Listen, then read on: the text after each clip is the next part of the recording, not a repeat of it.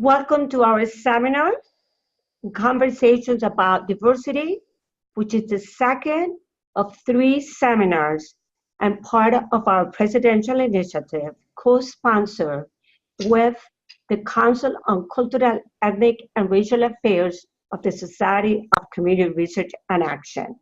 We're very pleased to bring this seminar to you on climbing the ladder, mentoring, and promotion in academic settings. I have 3 panelists with us this afternoon. The first one is Fabricio Balcazar. He's a professor in the Department of Disability and Human Development at the University of Illinois at Chicago. And one of his areas of research is mentoring people of color and junior faculty. The next one is Bianca Guzman. She's the Director of Pathways Program at California State University in Los Angeles. And she's also experienced in mentoring people of color in different settings. Xinye Yang is an associate professor and chair in the Department of Psychology at Morehouse College in Atlanta. And she has vast experience as well, mentoring postdoctoral fellows and junior faculty of color. So this webinar panelists, these 3 amazing panelists, will discuss strategies for developing a successful career in academia. They will identify some challenges, but would also provide you with some ideas and strategies on how to promote oneself in academia.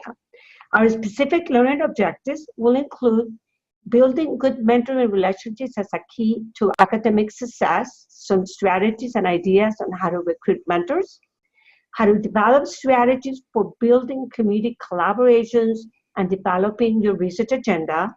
And we're also going to talk about addressing and overcoming challenges that people of color and junior faculty may face in academia, and how to keep a balance between the synergy of teaching, research, service, and your own private life.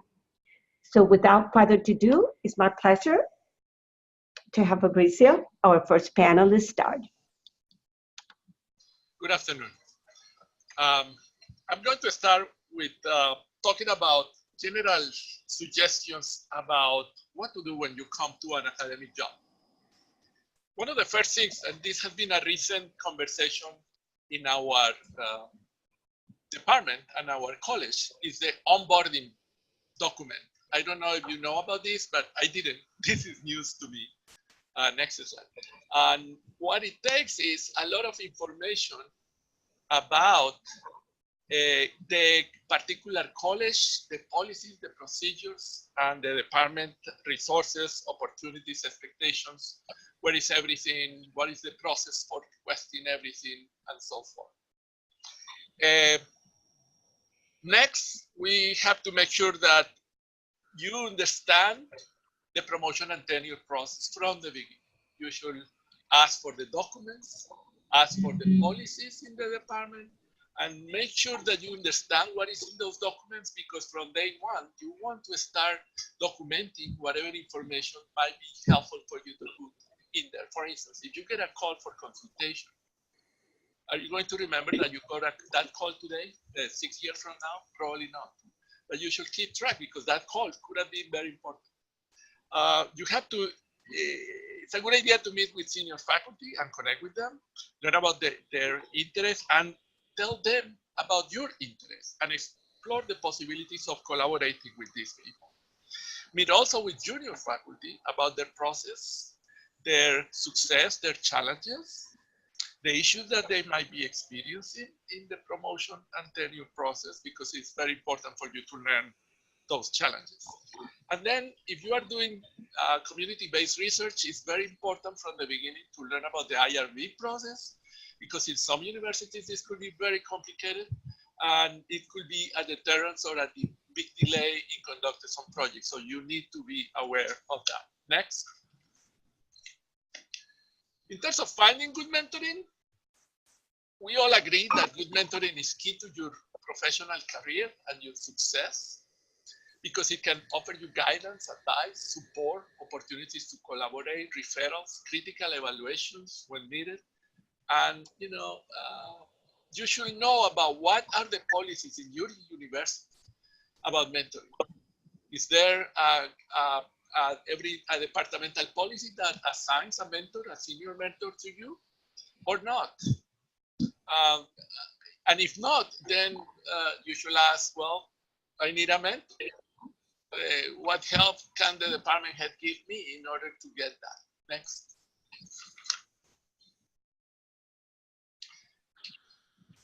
As I said, typically department heads assign a faculty member a mentor to junior faculty. And if that doesn't happen, you should ask for one. There should be an official mentor in your department to you. But saying that, you should not limit yourself to only one person. That's not a very good idea. And in all my trainings on mentoring, I always advise people to be proactive and seek out mentors for different needs, because we all have very different needs that need to be addressed in a given time. So do not depend on only one person. Be proactive. And it's a good idea to also be connected to mentors outside of your department in the university, and of course in your professional field. Next. The process of recruiting mentors requires having a clear vision about your goals, needs, and understanding how those needs could be addressed by different people. So for instance, if you are new in teaching, you might want to find out who are the best teachers around and talk to them about what are good strategies for becoming a good teacher. If you don't have enough experience, don't be shy about it. People know, because they look at your vita, they know. And it's better to ask for help than then be criticized for not asking or for failing. So you have to be proactive, and it's better to be on top of that. So if you need help with your teaching, ask help. Sometimes you might even have to request help in terms of teaching seminars and workshops about using technology, for instance, which is a big thing now, especially if you are required to teach large classes. I don't teach large classes, so I don't get into that. But I know that some teachers have to deal with hundreds of students, and there are a lot of technical aspects about the process of teaching large classes that needs to be learned. Research skills, the same. How can you expand or enhance your chances of succeeding in your research applications by connecting with other faculty that might be willing to go along with you with their bigger beta and be co-investigators with you? Building synergies in terms of identifying people that share interests with you. And sometimes you just need people to talk about your life issues, like find a female colleague who can tell you about the policies for pregnancies and what is the process in the university for requesting a leave of absence. Does your husband has a leave of absence, or the male in the relationship gets a leave of absence? What happens if you adopt a baby? What are the policies and so forth? You need to be specific in your requests, and do not wait for things to go bad before you act. Next. There are multiple benefits of mentoring, as I said.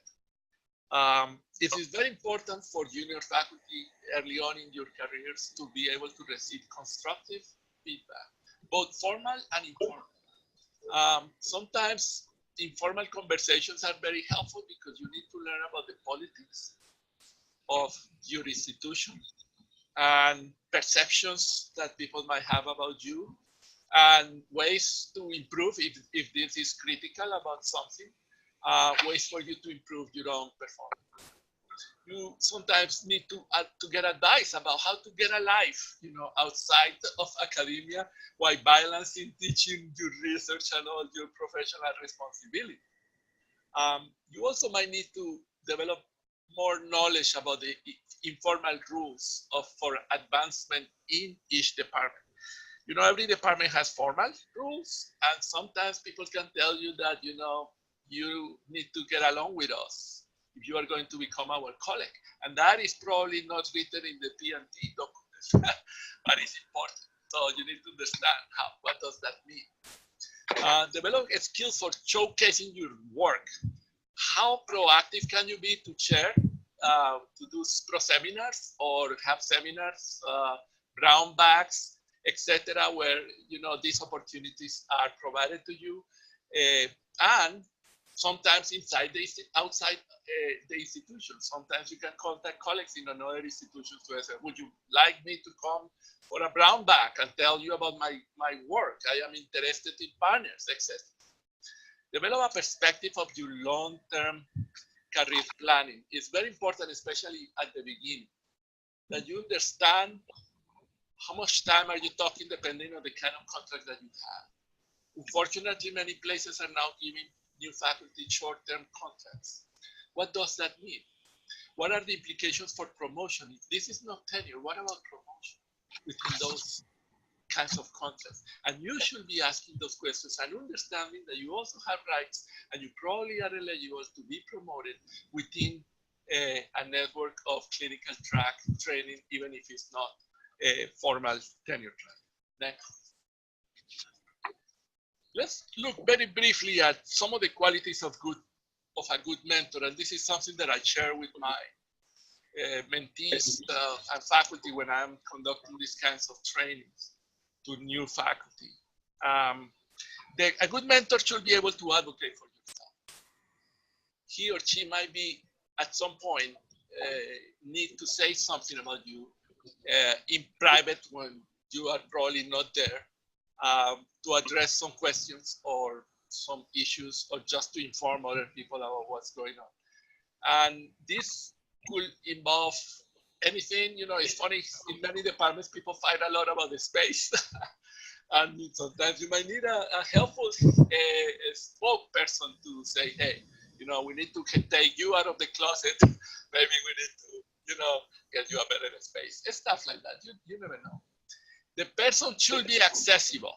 And sometimes this become a problem with some mentors. They might be good, but they are never around. So if that is the case, you might want to find an alternative. So don't ditch this person, keep them, but find somebody else that is more accessible. So you enhance your choices.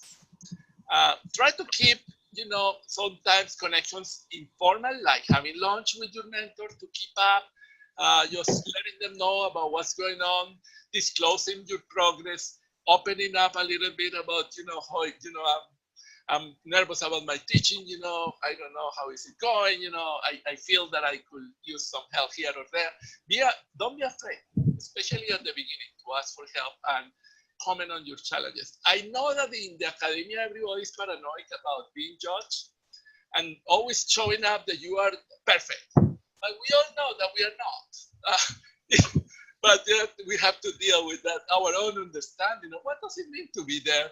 And the fact of being able to acknowledge that you want to be better and that you are learning, that's even going to give you more points than pretending that you are superwoman or superman and you are perfect, because nobody is. Networking is critical for you to become connected, and your mentor can connect you, especially in your professional network. Next. Next. Independence. The mentor should facilitate for you to become independent. A mentor that is only using you as his co-author for all the papers and research, that could be trouble, because you become like an assistant to this person, and you are not longer a graduate assistant, okay? So you have to figure out that in those relationships, there is a balance, okay? And ultimately, you are going to have to prove your independence, but that doesn't mean that you cannot collaborate with people in your department and with your mentor. Excellence. It is important for the mentor to help you set very high standards for yourself, to help you understand what that means in terms of your teaching, in terms of your writing, and in terms of your research. So it's and this is an area that often requires good feedback. So it is important that you seek feedback from your mentor in order to keep on top of these things. Next. In terms of the role of the protégé or the mentee, it's very critical to show initiative in your career plan. You cannot sit down looking pretty, waiting for life to happen. Unfortunately, that's not how life happens. Life happens because you get out and get it. So you have to be proactive, you have to be planning, you have to be negotiating, you have to have a personal statement that and you should look in your P&T documents because that's part of it. At least in most documents that I have seen, you have to have a clear statement about your educational philosophy and your research area, your vision about that. And having that around from the beginning, it helps you focus. Because sometimes I was criticized early on when I was for tenure because I was all over the place. I had like 4 different research areas. And I had to struggle to explaining to some people that the bottom line, the underlying theory was empowerment, but it was being applied in different areas. And they were because they were used to dealing with people that were studying one single, cell for 5 years. So that was, it was difficult for them to see this guy doing all this stuff that was all over the place. So sometimes you need to have that clarity. You should take advantage of every opportunity that university provides or your department to get trained. So if you feel that your writing could improve, go and take a workshop. If you feel that your teaching could improve, go and take a workshop. Even if you think your teaching is pretty good, go and take that workshop because they might be introducing things that you don't know about. Like I am an old guy now, and there are a lot of things that I know for sure that I have no idea about technology that I don't use because that's out of my own experience. So if I were to teach a seminar to a lot of undergraduates again, I would have to go and take a class, that's for sure. So you should also write down questions or concerns that you might have and start looking for those answers. Next. More tips. You have to realize that your success is not only important to you, but also to your university and your department. One thing that I like to communicate to the faculty is we are not here to get it. We are not here to kill. Okay? We want you to succeed. But you have to put up, you have to do the work, you have to fulfill our requirements and so forth. But don't see us as your enemy. Look at the university and the resources that are available to you as a way for helping you succeed. And consider that going alone often doesn't work very well.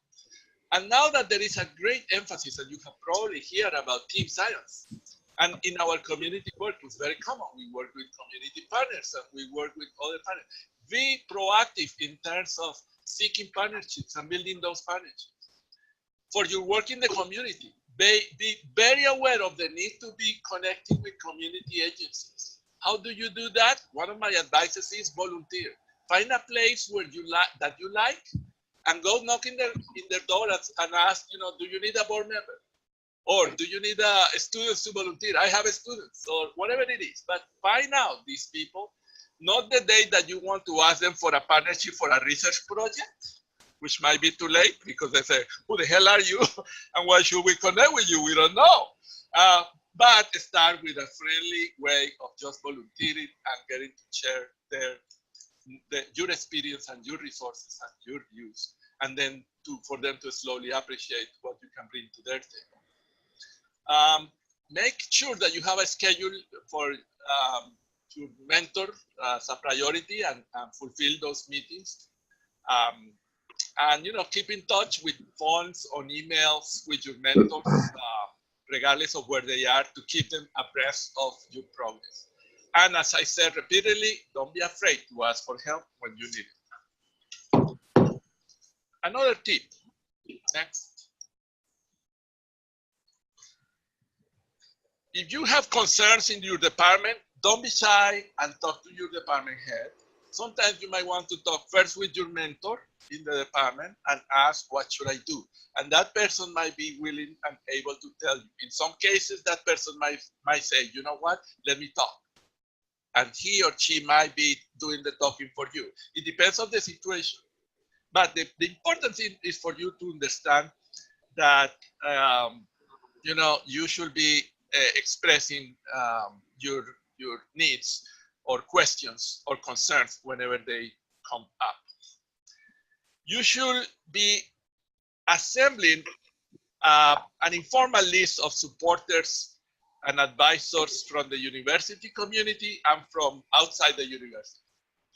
Now, you know that you cannot provide the department head a list of people to be in your tenure committee. However, you can provide general guidelines, like, for instance, the editors of these journals, they know about my work because I have published in these journals.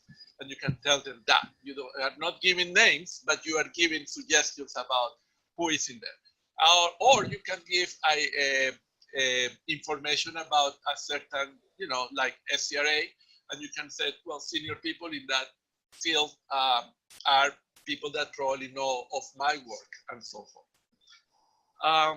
You should be a good colleague in your department. What does that mean?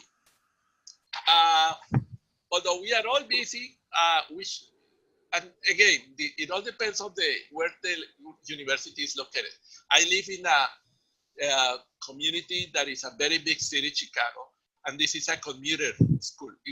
I went to a school at KU, at the University of Kansas, and it was a small town that just, everything was around the university. And it was very easy to go to anybody's house, the faculty, the students, whatever, and have, a beer. That kind of thing doesn't happen here in Chicago. No? So there are more difficult opportunities for people to connect, and you have to be more planning in terms of how to connect personally and get to know people, and that people get to know you personally also as a human being that you are.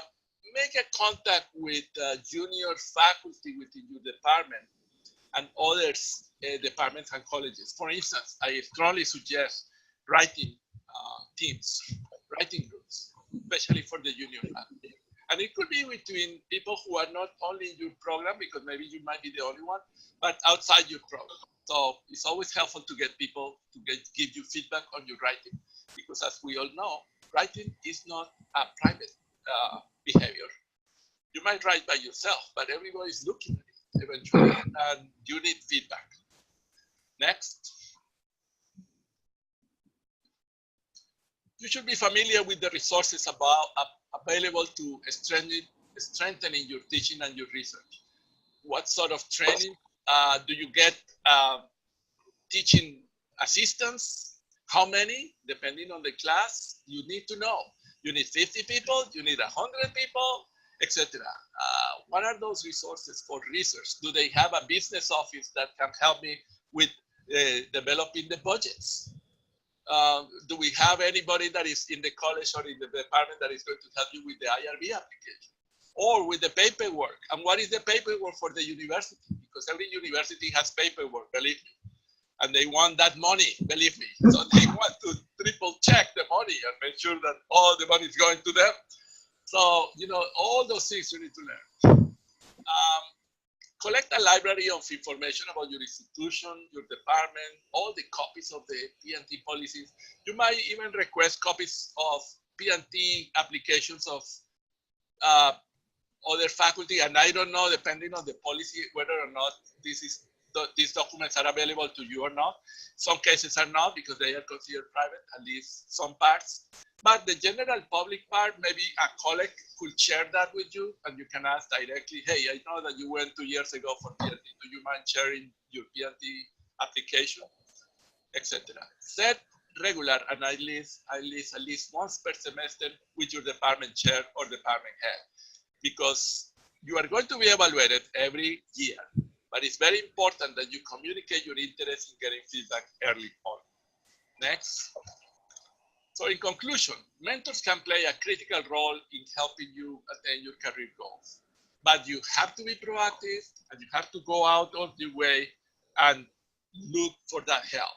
You need to stay focused on your goals. You need to stay clear about your needs and address those needs and set priorities. Mentors need to know how to do a good job, and if not, move on and find somebody else. Next. These are some of the resources from the University of Illinois here, Emory, that I use in this presentation, and I'll be happy to share copies or additional information to anybody who is interested. Thank you very much.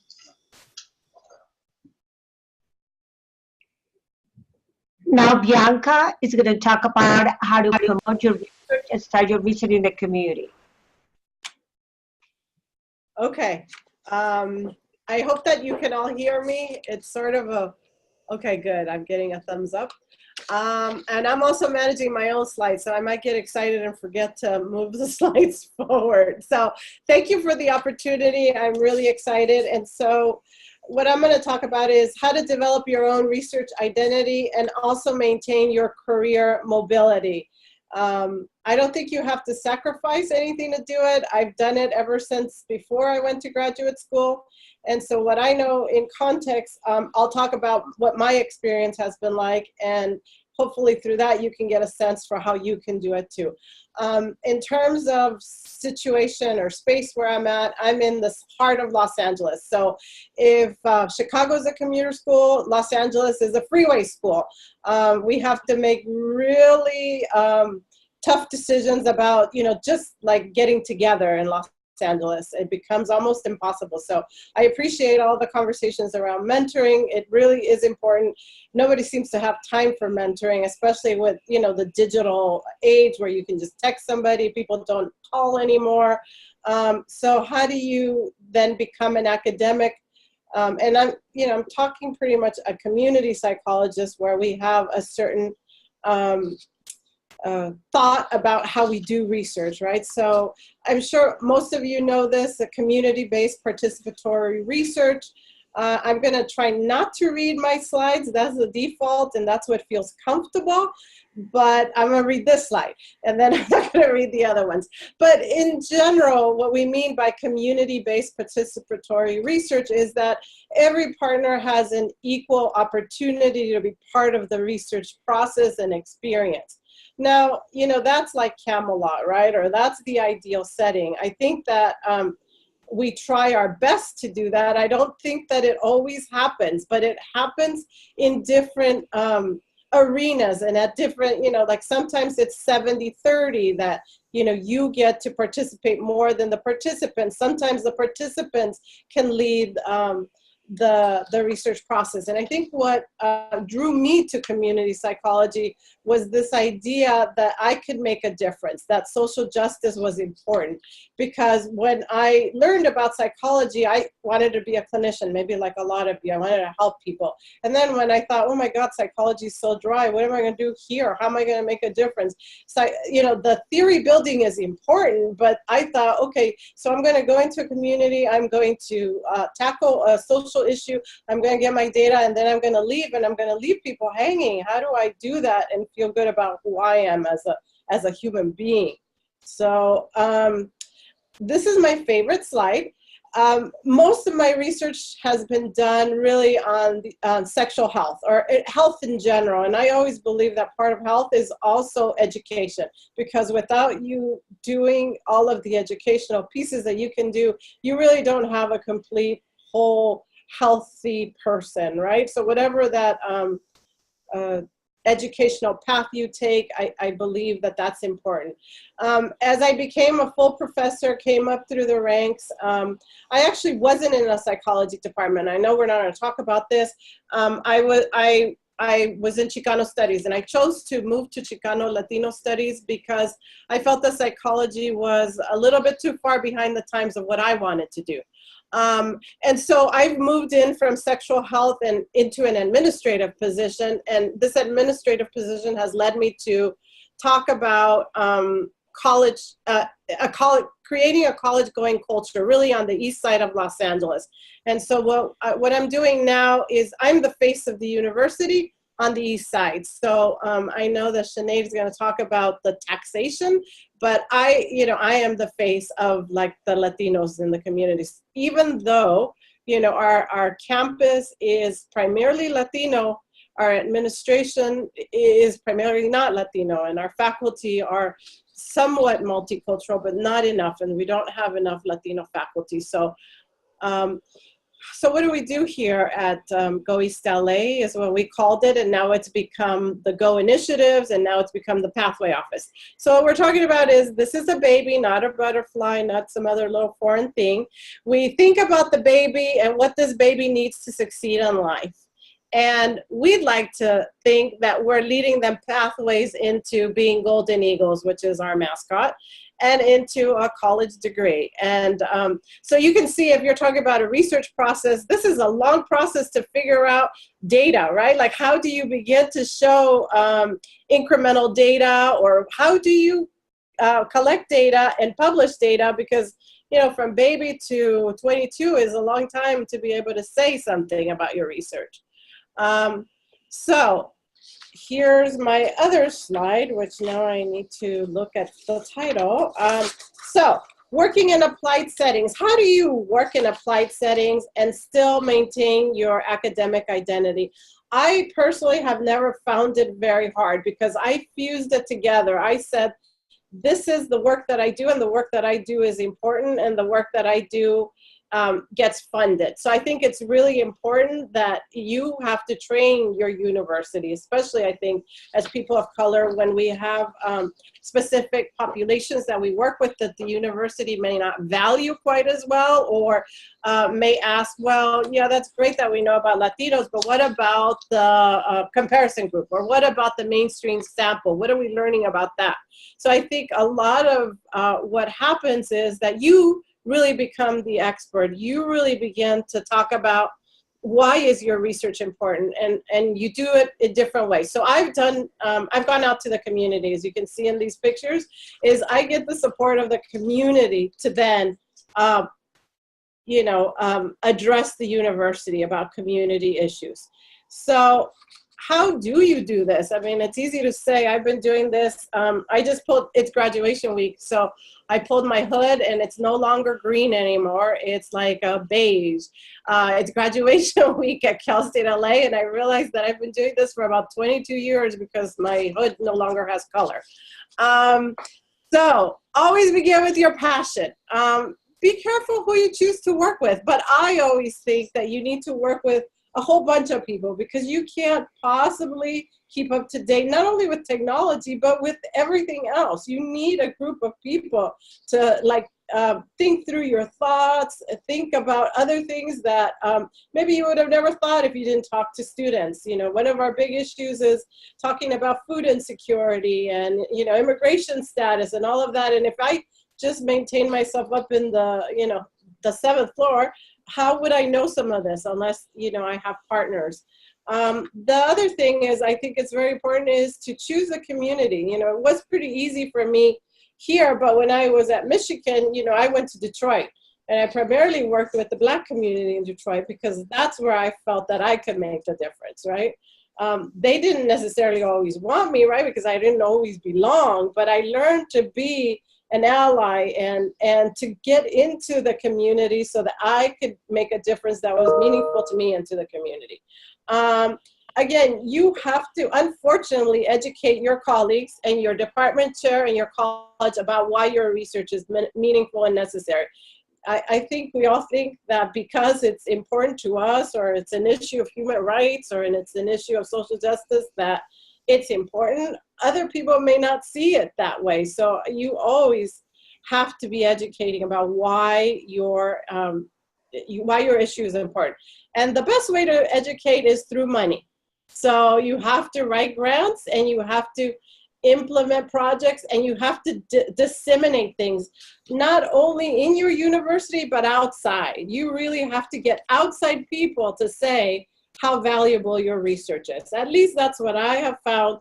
Then I don't have to do a lot of this legwork. People say, hey, that Go East LA program, I saw it on the local news. That's great. I'm glad your university, although I'm the one doing it, is doing great things, right? But I'll take it that way. Here's an example. We got a grant for STEM, educating young Latino men, and what a better way than to be on the front page of the university website, right? This gives you a lot of clout. Sorry, my light goes off every once in a while. And so even though, that will also lead you to a lot of critique, right? One of the critiques about this project was, even though it was almost $500,000, is, well, why are we not educating the girls? So you're always gonna, there's always gonna be checks and balances, and people are not always gonna be happy. And people are going to say, well, why didn't I get that? Or, you know, what do I need to do? I still think it's very important, especially when you have issues that are hot issues, right? That you need to get alliance beyond just you and other nice people who are nice to you. I remember one time I read an article, one of JCP or AJCP, where it says money doesn't talk, it screams. Well, let me tell you, that's the way you have to approach everything, right? You have to build alliance outside, inside. I guess I always feel like I'm working upstream, and so I'm, you know, I should have a tattoo that says trust no one, right? So, and with this, I moved to collaborative work.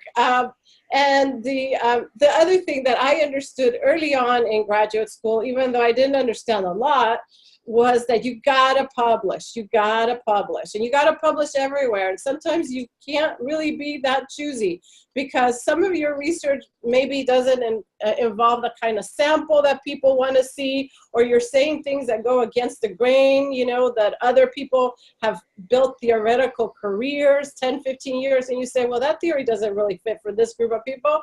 And then the editor says, okay, well, thank you very much, you can't publish here. So I think you need to develop teams that are internal and external. You know, I think SCRA is a great place, right? Because I've been in contact with people across the country, and sometimes, believe it or not, California is not leading the way in a lot of things, but other places are. And so I'm able to connect to other people who can appreciate and understand some of the struggles. You have to talk about equity. I know that Fabricio talked about making sure that personally that you don't take advantage of other faculty that are more junior, that you make sure that they have space. In our lab, we sometimes rotate authorship, right? So we all work on it, but then, you know, whatever the idea was, doesn't matter who it came from, whoever else develops that idea rotates that authorship. I always think that it's important to do multiple authored publications. I don't think this is a big issue anymore, especially in community psych. Single author publications, I just think are not as meaningful because, well, I should take that back. That they are not the only thing that you should do, because I think multiple authored suggests your, you know, interdisciplinarity, intercommunication among different groups of people. You might have a public health person, you might have a, you know, all kinds of different person. It doesn't always need to be a psychologist. It could be a public health person. And then the other, don't discredit the value of technical and trade publications, you know, because those have pictures and they're pretty and other people read them, and other people, I published something in diversity in higher education. Never had I gotten an email that said, hey, that was a really good article. But I had a whole bunch of people from across the country saying, hey, what a great article. But that's not a refereed journal, but it's still important for you to do it, because what you want is for people to know your name, to know that you're out there, the work that you're doing. Whenever possible, you know, I've had the opportunity to publish in an international journal, although it was extremely difficult, because although I speak Spanish, you know, doing technical languaging in a different country with a different publisher, it was horrendous. I think it took us like 3 or 4 years to get that done, but I could say I have one.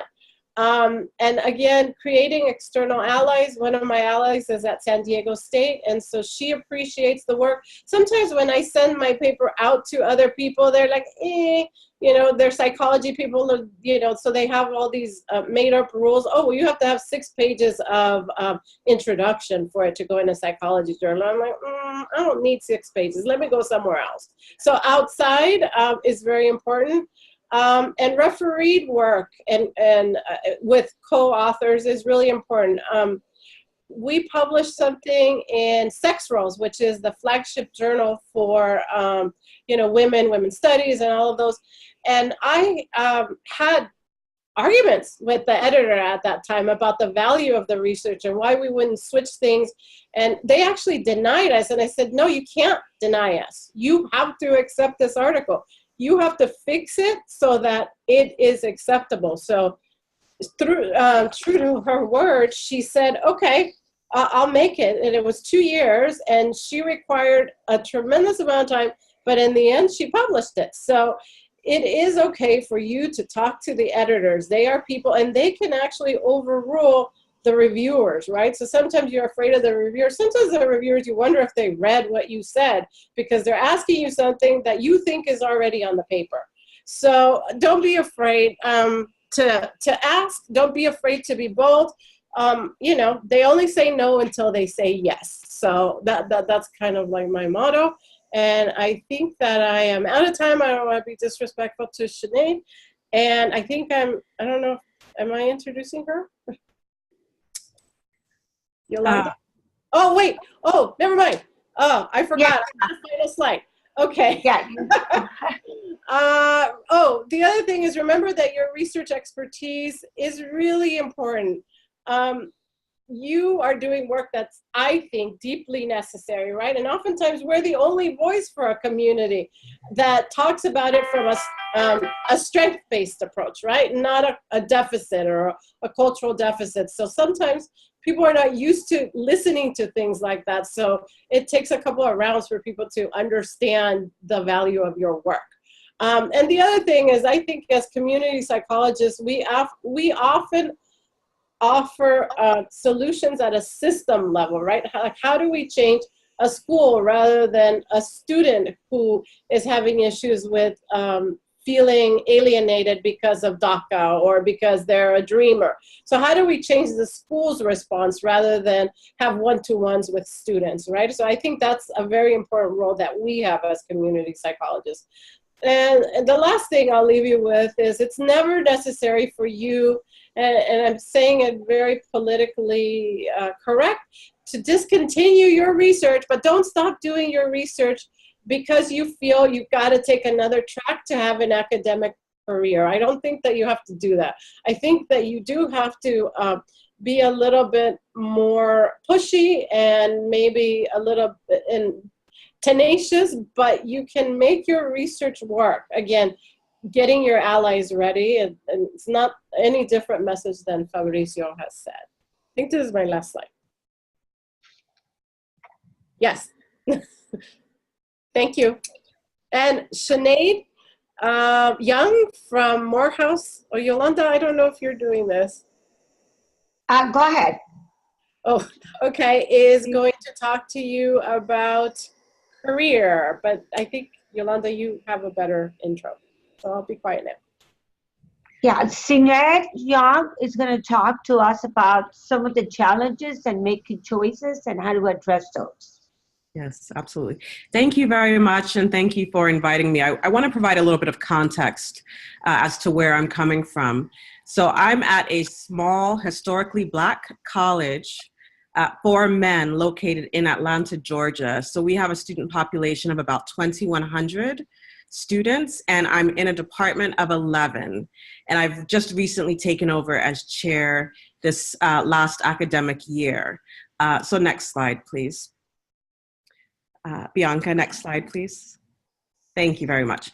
So I think most of us, once we complete our degrees, we are often faced with the decision as to what we want to do with our career. And the decision tends to, it seems that we either choose to become an applied practitioner or go into academia, but it's really a false dichotomy, as most of us know, that whichever way that you go, you're typically doing some teaching or some training, and most of us are doing applied work. So it's really not a fork in the road. Next slide, please. Thank you. So I think it's really important to understand that even going into a career in academia, you often have a foot in a lot of different worlds. And those worlds often could look like community-based organizations or working with non-government organizations, for-profits, government organizations, or working within the healthcare systems. I took an 18-month leave of absence shortly after receiving tenure so that I can go and get a little bit more experience working in the consulting world as an evaluator. And it really proved to be extremely helpful when I chose to come back. And really, I took the skills that I learned in the applied world and am using them in my academic life. Next slide, please. So I know that we are going to have another webinar on just career choices, but I think it's important, particularly for those who are early in their careers, to know all of the different opportunities that are available to you. So I completed a postdoctoral fellowship after receiving my PhD, and it was called an Aracta Fellowship. It came out of NIH. And it allowed me to be at a Research One institution conducting research on sexual health, but also it allowed me and it trained me on how to be a good teacher, how to become much stronger in pedagogy. And so I thought it was just a really phenomenal opportunity to stretch my research muscles and also my teaching muscles as well. So again, there's lots of different opportunities out there for you, lots of different career development awards, K awards, and also a number of different fellowships that are not just open to early career professionals, but some of these opportunities like the American Psychological Association Congressional Fellowship or the American Public Health Fellowship allows you to take a year off and go and work in policy. So you really get that applied experience. And then there's often just a number of opportunities out there for individuals. Next slide, please. Thank you. So the question that I often get from my junior faculty colleagues is what is the skill set that I need? And, you know, I think, and I don't think I'm patting ourselves on the back, but as community psychologists, our training is so diverse and oftentimes truly interdisciplinary. And so we are allowed, as Bianca said, to work in different departments and also different fields. It just makes us stronger. It's important to understand, though, that, you know, given that community psychologists work in so many different segments and so many different industries, even in academia, it's really important to keep up some of our methodological skills, including data analysis, program evaluation, if you're clinical community, your clinical work as well. And also important to know that community engagement may change. Some of us are having to become a bit more tech savvy and use social media to do outreach in ways that we didn't do before or just wasn't available before. And of course, the trifecta as to what all of us in the academy are assessed on, our teaching, our research, and our service. Next slide, please. So this is just a slide that I got from the SCRAW listserv. This was some of the job announcements in March. And as you can see, there are a lot of different ones out there. I'm going to talk a little bit about taking a leave or sabbatical a little bit later. But again, just to reiterate, I think as an academic, you wear multiple hats. And so it's important to understand that there's a lot of different opportunities that are out there and to take advantage of them. Next slide, please. So this is one of my favorite slides. It is, you have to find balance or balance will find you. So meaning that, and we've talked a little bit about this, we're often juggling our teaching with our community engaged research. And then there's the service to our institutions, in addition to juggling our own personal lives. And I think that it's really important that you figure out, how do you make all of this work? You're one of my favorite quotes from a faculty member who shall remain unnamed. She said, "Every day I wake up and I know I'm going to piss someone off." And that's because you can't please everyone. It's impossible. But I think it's really important that you really figure out, well, you know, what's most important for that week, really be organized, and how do you get it accomplished? And just knowing that you can't stretch yourself so thin. And I'm sorry if you can hear that beeping. That's my trying to shut that off as we go. Next slide, please. So again, I mentioned that we are often judged in most academic settings on both our research, our teaching, and our service. And Fabrizio mentioned how tenure and promotion worked at his institution. And I think it's similar at mine, but slightly different. We are allowed to select who writes our letters to support our tenure and promotion applications. And again, I do think that that's somewhat unique. And we're also allowed to put weight on those three areas. So I could view research, I could weigh that more heavily than I view service or teaching. Again, you know, your tenure and promotion committee, it's really important, as my colleagues have mentioned before, to find out, you know, what the policies are, and then what is the real practice? How does this really play itself out? And what are the politics behind some of your decision making? I'm at a small liberal arts school, and so if I weigh research heavier, some of my colleagues may think, well, you know, why do you get to weigh research heavier, or that's really not contributing to the school in the same ways that other people are. So it's really important that you educate your tenure and promotion committee in addition to your colleagues, as has already been mentioned. In terms of balancing, I think it's also important to, as a community psychologist, know that our worlds intersect quite a bit. So I have a very heavy teaching load. Initially, it was a 4-4 load. And I was able to negotiate 2 years of release time. So it ended up being a 2-1 load, which was really wonderful. And I'm able to receive grant funding and also a buyout of some of my coursework. So that's been really helpful. But again, you have to educate your colleagues, because when some folks see you teaching less, they may not understand that you're out in the community. They just may see that you're not in your office and they don't quite understand what's happening. The other thing that I've decided to do, or that I've had help in mentoring, is that with a lot of my teaching, we do service learning projects. And so I'm often getting my students out into the field, and they enjoy it and I enjoy it, and it's really a lot of fun. But some of my service learning projects have also become my research projects as well. And so, you know, there's this notion of being able to, when I was going up for tenure, put some of my teaching into also a research bucket as well. So people understood that I was, you know, doing one act that really served multiple purposes. In addition, I also do research on sexual health, and just given the climate that we're in nationally and at institutions, that means that my Title IX office has reached out to me to see what assistance that I can provide talking about sexual assaults on campus.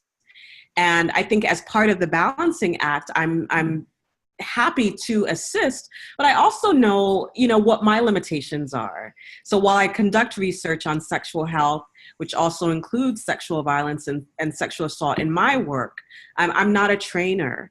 And so when the opportunity came up to train other faculty, I had to refer my institution to other folks who do this sort of work for a living. So, you know, I think it's important to understand what your limitations are, or if you want to gain a new skill and become a trainer, that's okay too. But you just have to really avoid stretching yourself too thin, or else you will be burned out. Next slide, please. So I love Maxine Waters and reclaiming her time. And so I often think about reclaiming our own time or protecting our time. And so as I just mentioned, when I negotiated for my first faculty position, I asked for protected time. And so that was not only a reduced teaching load, but that was also the expectation that I would not be heavily involved in the service of the college, meaning that I would not serve on a lot of committees, and I would just really get my feet wet first and understand the lay of the land prior to being heavily involved in committee work or administration work. So I recommend being very intentional about your service commitments. Understand what you're getting yourself into, talk to other people, figure out what the strengths, weaknesses, needs, you know, do a SWOT analysis, and figure out what skills that you would like to acquire. confer with other faculty about the service demands. I'm serving on multiple committees at this point, and on paper, they look very similar, but in practice, they really require, they have different demands. So while we meet perhaps the same amount of time, the work that I have to do with those committees varies quite a bit. And then also understand the political landscapes. As a junior faculty member, if you're asked to serve on certain committees, or if you're asked to evaluate perhaps more senior faculty members, you have to understand what that means politically and understanding the power dynamics that come into play. Early on in my career, I was asked to serve in a number of administrative capacities. And again, I'm at a smaller institution, so that's not unusual. But I did decide to wait until I felt a little bit more secure. I understood the lay of the land before I took on more administrative roles. And again, as I mentioned, I think, you know, for all of us, taking a leave of absence, whether it be to write that book or to gain new skills or go on a fellowship or sabbatical, is really important. So, you know, a lot of schools have different policies around leaves. Get familiar with those. Next slide, please. There's some work that's being done, and I'm sure a number of you may be familiar with this idea of a cultural tax. But some of this work, it talks about the obligation of being a good citizenship in the academy, and typically referring to faculty of color. But I think this can actually refer to a number of faculty who have some sort of representation that students are hungry for, and therefore you're asked to serve on a number of committees. You're asked to demonstrate knowledge and commitment to a cultural group, and again, that could be a variety of groups. And what that means is that it may bring accolades to the Institute, as Bianca mentioned, but it may not bring you it may not bring you accolades. And you know, most of us are intrinsically motivated, and so we want to do what's good for the institution and good for our groups. But again, I think we have to really be careful to not be burned out. And so really pick and choose what it is that you're committing yourself to. But understand that particularly as a faculty of color or just a faculty that's representing any group, that you will be asked to do more and may not receive recognition for it. Next slide, please. Again, there is a growing literature on how faculty are doing. And we know that, you know, if we take an intersectional approach, race, gender, class as well really can play a role in our productivity. I think it's important to know that, you know, there's this notion in community psychology of the wounded healer. And I think often as faculty, we want to assist and we want to mentor, but we want to make sure that we're our healthiest selves first before we're able to do that. So next slide, please. So I just had a couple of tips, and I want to make sure that we leave room for questions. I strongly recommend that you know what your institution, what your benefits plans are. So understand that you have a right to family medical leave, and just know what that entails. And, you know, I implore you to find these things out before a crisis happens and before you need to take it. Understand your short-term and long-term disability plans. As Fabricio said, some individuals may be interested in family planning or may need fertility assistance or adoption assistance. Many of our institutions do have allowances for that. Flex spending, what are the behavioral health services that are available to you? What access do you have to fitness clubs? Or even telemedicine. A lot of us feel like we're chained to our desk and we can't leave our desk if we have a sore throat. So it's kind of cool if you can have a healthcare provider on the other end of your computer to prescribe you a medication by using your camera. Be familiar with your retirement plan, what's available even before you're ready to retire. sometimes there's life things happen and you may need to take out a loan from your retirement plan. And then again, just know what's available to you. You have a lot of resources that I think often go untapped. Next slide, please. So in conclusion, I think from all of our presentations, some of the messages that we really want to drive home is that you should be proactive and learn about the rules of the game early on. And they differ from institution to institution. And I might even add that they differ from department to department.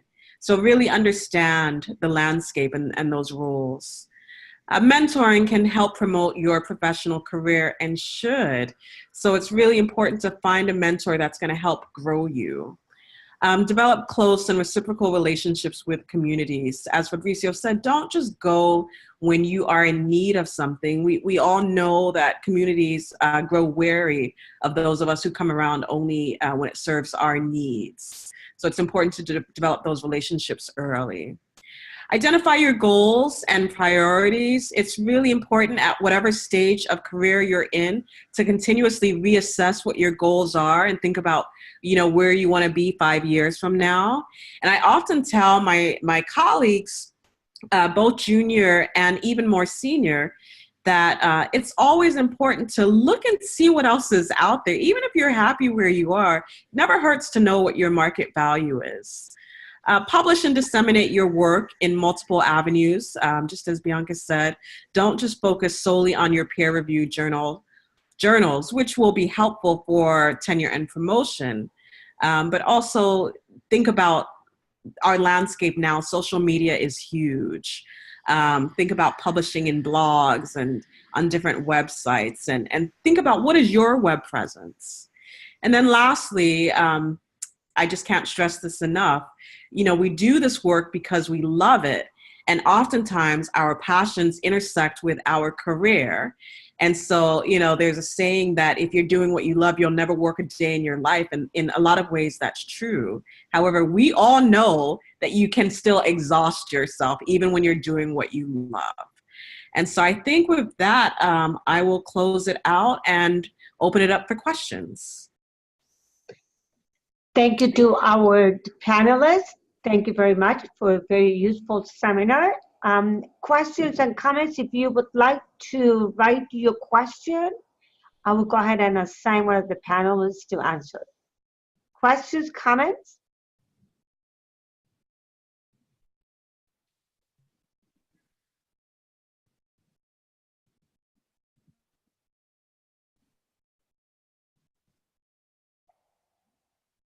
Anyone?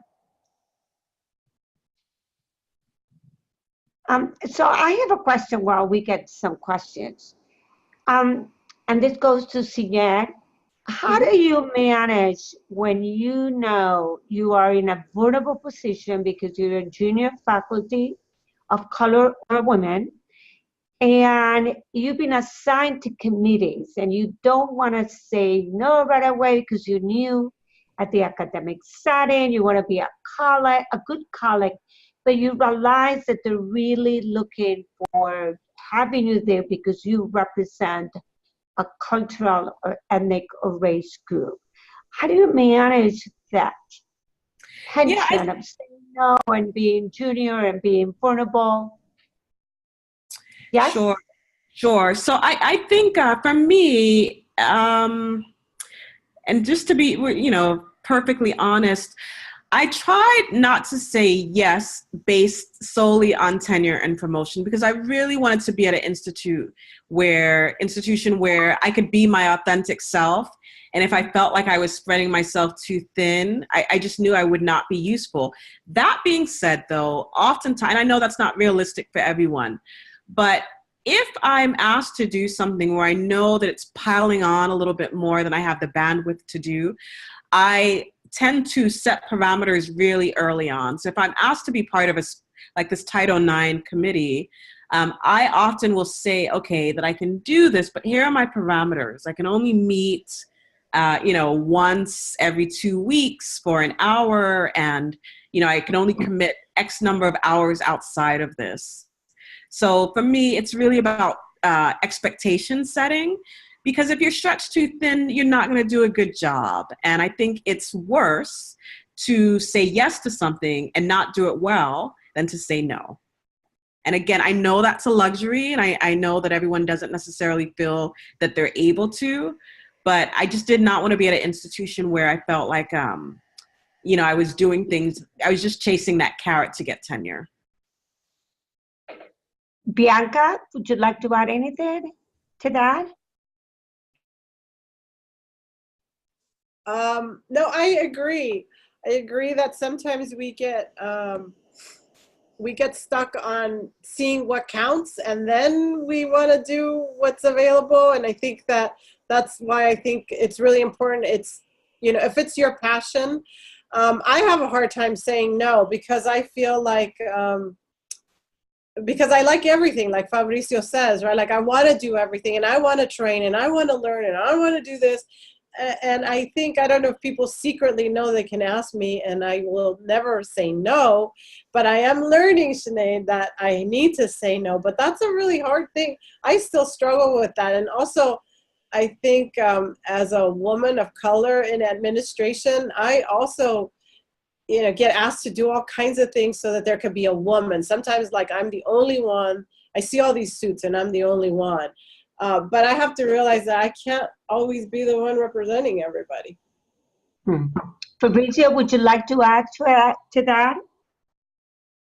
No, but I was, we had some questions. I don't know if you want to, I think that's enough. I don't see the question. So if you want to go ahead and read the question. So one person is asking, how do you gain internal partners' trust from colleagues in the department, specifically if you need to win people that maybe are very different or have different views or interests from you? This is a very good question, and it's very common, especially in large departments where you have the clinical, the community, the experimental people, the social people, you know, etc., the educational people. And they are all fighting for money, unfortunately, and resources, and they say, oh, my work is more important than your work, and that kind of thing. So the bottom line here is, how can you connect with the people that share your views, your values, your research interests? You don't need to win the people in the lab that are working with the rats, because that's probably never going to happen. Because those are two worlds that probably don't share much. And that's, you know, I don't know, ladies, if you disagree with that, feel free to interject. But the important thing to me is for you to find people who, you know, share elements in common with you and try to work from there. Because there are people that, you know, they simply don't value the kind of work that we do in the community, because, you know, they don't. They think that they are the real scientists working with the rats, or, you know, looking at brain cells in a lab. You know, it's just different ways of seeing life and research and science. And we just have to live with that. The important thing is connect with the people that share the community work, your interests, your experiences, those kinds of things. I can't see the questions. So do you want to go ahead and read the other ones and get them assigned Bianca or Sinead? We're getting questions in the chat box too. So Okay. let me read another one that just came through in the Q&A. What would you suggest to do when you find that your mentor does not respect your academic freedom, intellectual independence? Good question.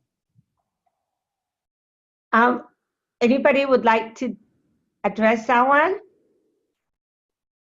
I had a faculty member who actually faced that, and basically my advice to her and what I did is help her get another mentor. I agree. Sometimes you just need to move on. To move on, right. Yeah. And, you know, explain, look, I don't want to fight with you, but I feel that my interests are better addressed somewhere else. Another person is asking if you're all going to be sharing your slides. Yes, the slides and the recording will be available on the Sprout website. I want to, Bianca would like to correct the email. I apologize, for some reason the email is incorrect. Bianca? Yeah, so it's B. Guzman at Cal State LA. The letters are just transposed, and since I'm the one sharing the screen, I would have to take you off sharing the screen. Oh, So, I see. but I'm I sure have- that if you do a Google search, you will find me. I am a state employee, so you will find me. It's Cal State LA. LA. Yeah. Yeah. Any other questions, Jean? Yes. Another participant, Rihanna, asks, thank you all for lending your time for this webinar. What is the best strategy for identifying allies? I can answer that. Sure. So I can speak to that. I think that what you have to do is you have to find cheerleaders. You have to find people that are interested in what you're interested, even if it's not the same approach. You know, there's a million ways to think about education. So I don't think that you need to go out of your way to have people like you or to convince people that your research is important. And remember, it's fluid. Like sometimes, you know, just recently I worked with somebody for 7 years, and then she decided, well, I don't really like what you're doing anymore. And although it was painful and it hurt, I had to say, okay, well, then we have to move our separate ways. So the allies that are your allies today may not always be your allies later. And you have to be okay with that and, you know, deal with it professionally, even if inside, you know, you're upset. And those are, you know, you turn to your new allies, right? Like if you think about the people that are centenarians, they're able to move on and form new relationships and think of new strategies. So I think, you know, you just can't dwell. I know that it sounds Pollyanna, but that's kind of what you have to do. Get the cheerleaders behind you. Don't go seeking out people who, you know, maybe that's their expertise and you want them, but they don't want you. So. Fabrizio, do you want to speak to that as well?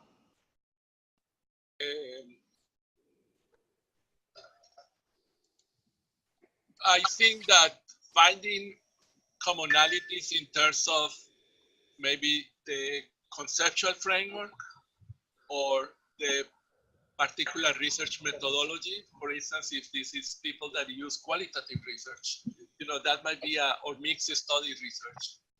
That could be an opportunity for you to engage in conversations about aspects of that, do panels, share webinars and seminars, brown bags, etc. with the people. So I think, or the research topic or the area, you know, are you focused on empowerment or are you focused on community health or those kinds of things, and then find ways to collaborate. I would say the best strategy is to find direct ways to collaborate with people. Senior, would you like to add to that? No, I think both Bianca and Fabrizio kind of summed it up nicely. Thank you. Other questions? From Noe, thank you so much for a great panel presentation and conversation. Lots of great advice. If you were to change something in your academic journey you have had, what would it be? If not, what has been the best part?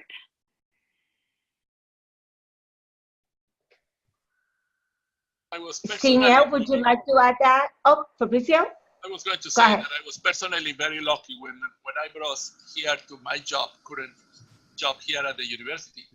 The person who brought me was a senior faculty member, and he was very willing to collaborate with me and to support me. I will go and write the grants, but he will be a co-author or a co-investigator. So his bigger beta will support my work, and you know, and it worked very well with me, and it was very helpful for me to have that kind of support. I want to add to that actually more and more institutions are moving into what Fabrizio and Bianca talked about as collaborative research.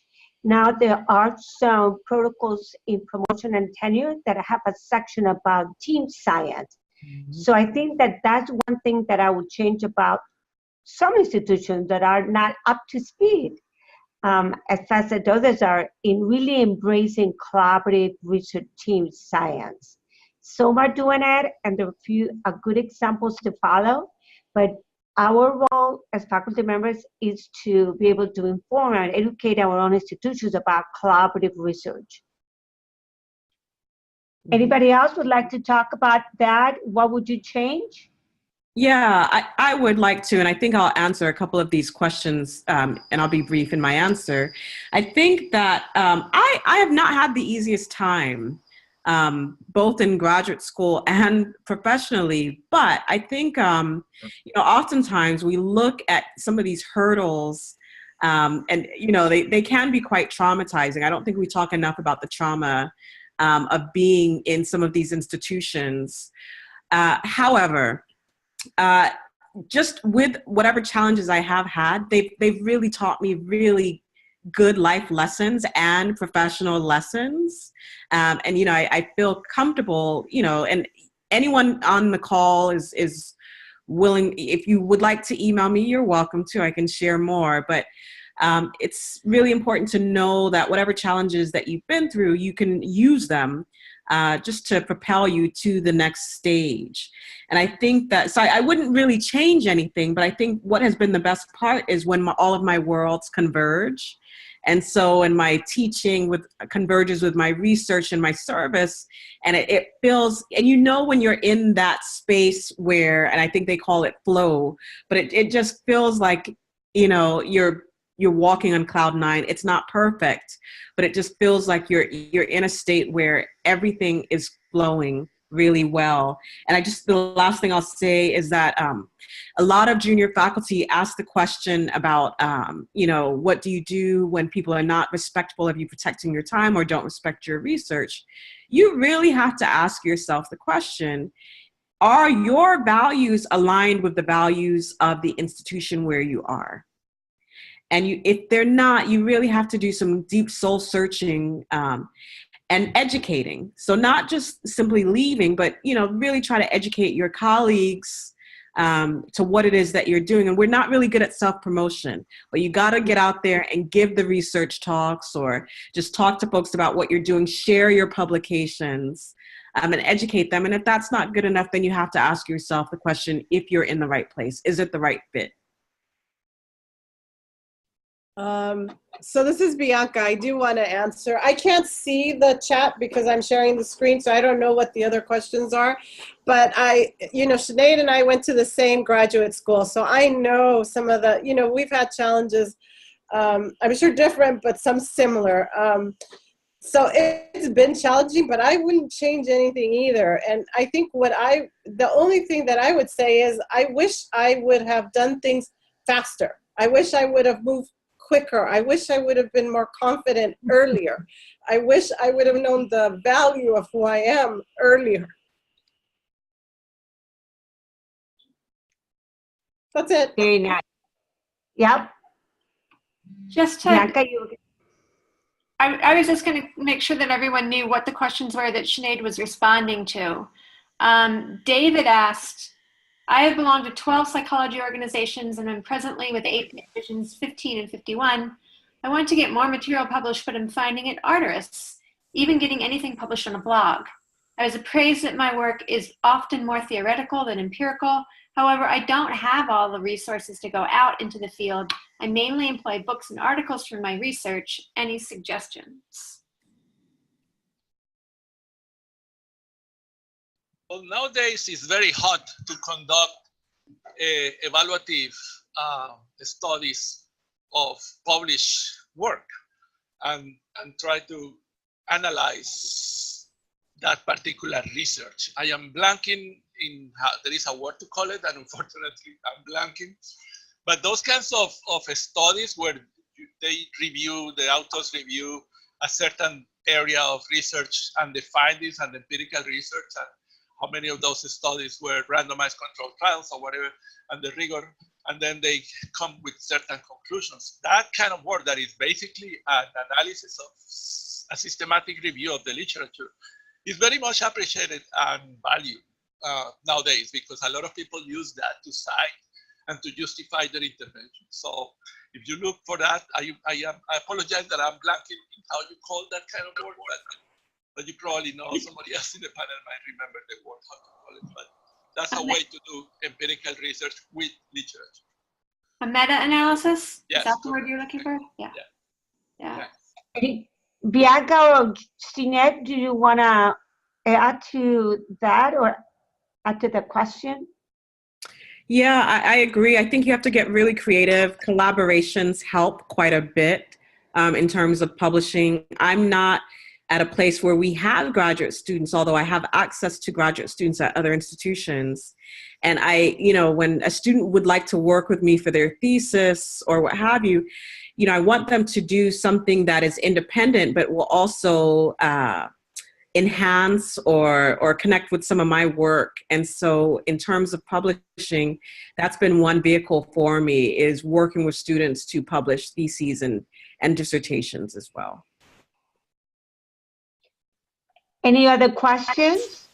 We had one more from Maria Flores, who asks, how do you deal with the backlash of people not thinking you are doing enough when you are indeed protecting your time? Bianca or Sinead, would you like to answer that? I'll let Bianca go. Maria is actually in my lab, so I think somebody else should answer. She knows my answer. Well, this was when I was, and again, especially as a graduate student, I think it's a little bit more difficult. But if you are a junior faculty member, it is really about educating folks about what you're doing. And this is where self-promotion does come in.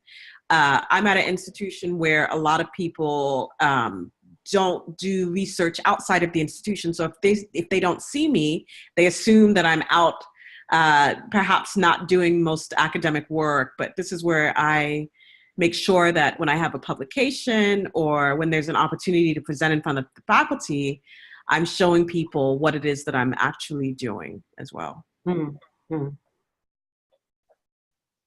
I will add that it is very important to differentiate between free time and fulfilling your responsibilities. And I'm not saying that that you are not doing your work.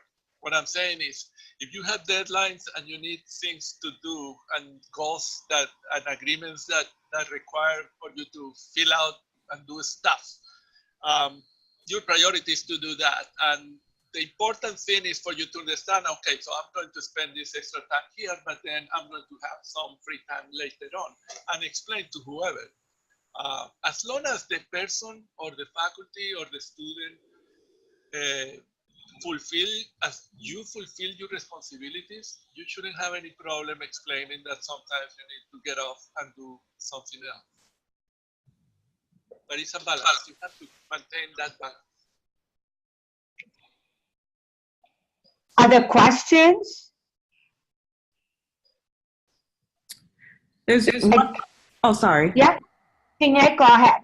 Yeah, I was just saying that I see another question from David. I think you were just about to mention this about, do you have any major influences in your field, prominent, i.e. prominent psychologists that you look up to? If so, would there be any texts that they pen that you think the public could benefit from pursuing or perusing? From David. And I wonder, does SCRAW have a reading list? I don't know that I've seen one lately.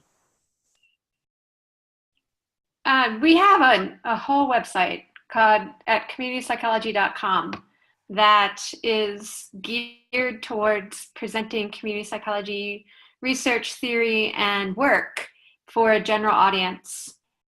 So it's a new website, but we have over 100 pieces up there. So I would recommend someone going there. We don't have a list of fundamental influential texts. We do have a list of textbooks on scra27.org, or books.